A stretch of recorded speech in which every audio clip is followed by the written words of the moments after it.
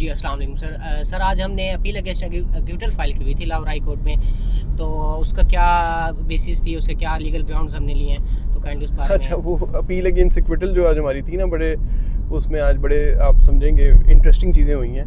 क्योंकि पहले 5-6 मिनट हम सबको ये लग रहा था कि जी हमारा जो है वो फेवर में हो जाएगा, और आखिरी 5-6 मिनट ऐसे लगा कि हमारे अगेंस्ट हो जाएगा। तो बेसिकली हमारी उसमें वीकनेसेस क्या थी, मैं ये वीडियो बनाने का मकसद है कि आप लोगों को वीकनेसेस पता चलें। जी सर। हम अभी ये डिस्कस कर रहे थे कि वीकनेस ये होती है, एक तो जब आपने एफआईआर कटवाई और उस एफआईआर के ऊपर कैंसिलेशन रिपोर्ट आ गई, मजिस्ट्रेट ने उससे एग्री कर लिया, तो सबसे पहले तो आपको उसको चैलेंज करना चाहिए हाई कोर्ट में। जी। और हाई कोर्ट में आप उसको रिवीजन में आएंगे, चैलेंज करेंगे, तो उसमें आपको जो है रिलीफ मिलने के चांसेस हैं, आपकी वो रेमेडी एग्जॉस्ट होगी पूरी।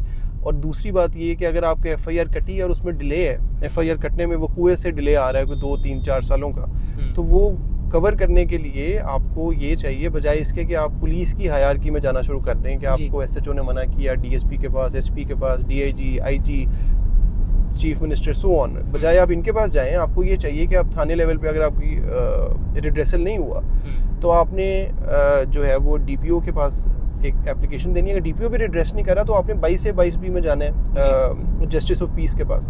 अगर आप वो रेमेडी अवेल नहीं कर रहे तो फिर तो आप ने अपने लिए खुद ही एक दलदल बना दिया जिसके अंदर आप ख़राब हो जाएंगे। और आज हमारा केस जो था वो जस्टिस अली ज़िया बाजवा साहब के पास था, जिसके जो बड़े फ़ैन हैं उस्मान साहब की, जी मुझे बड़े अच्छे लगते हैं जज साहब, और वाकई उन्होंने बड़ा रीजन ओपिनियन दिया। और उन्होंने ये बात कही कि जी आपके केस में बाकी बातें अपनी जगह पे हैं, लेकिन आपने जो है वो उसको चैलेंज क्यों नहीं किया कैंसिलेशन रिपोर्ट को टाइमली। और मैं आपको बताऊं कि जब आप रेमेडी कोई भी अवेल करते हैं तो उसको अल्टीमेट आपने जाके चैलेंज करना होता है। फॉर एग्जांपल जिस तरह मैंने पहले भी इस पर डिस्कस किया हुआ कि हम ombudsman का ऑर्डर हमने हमारे अगेंस्ट एक आया, बल्कि वो छोड़ें, एक FTO का, फेडरल टैक्स ombudsman का ऑर्डर आया हमारे अगेंस्ट, उसको हमने चैलेंज किया। प्रेसिडेंट ऑफ पाकिस्तान के पास चैलेंज होता है, वो फाइल किया, उसकी जो है अपील सदर के पास लगी, सदर साहब ने हियरिंग की, मैं उसमें पेश हुआ, और उसके बाद हमारे अगेंस्ट वहाँ से भी डिसाइड हुआ, तो मैंने उसको हाई कोर्ट में चैलेंज किया, सिंध हाई कोर्ट में, और वहाँ से चैलेंज करके उसके बाद रिट में हमें वहाँ पे रिलीफ मिला जाके। तो उसका मतलब ये है कि जब आप पहले अपनी रेमेडी को आपने एग्जॉस्ट ही नहीं करना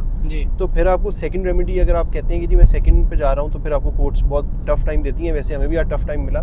तो ये सबके लिए लेसन ये है कि आप बताओ क्या लेसन है उस्मान? एक तो लेसन ये है कि अपनी एफआईआर जो है ड्यूली रजिस्टर कराएं। अगर पुलिस कोऑपरेटिव नहीं है, वो अपनी ड्यूटीज सर अंजाम नहीं दे रही, तो एसपी को भी जो एप्लीकेशन है वो मार्क करें, डीपीओ को भी पहुंचाएं। अगर नहीं होता तो 22 से 6 की application justice of peace district and session जज में फाइल करें, तो वो ऑर्डर करेगा और आपकी एफआईआर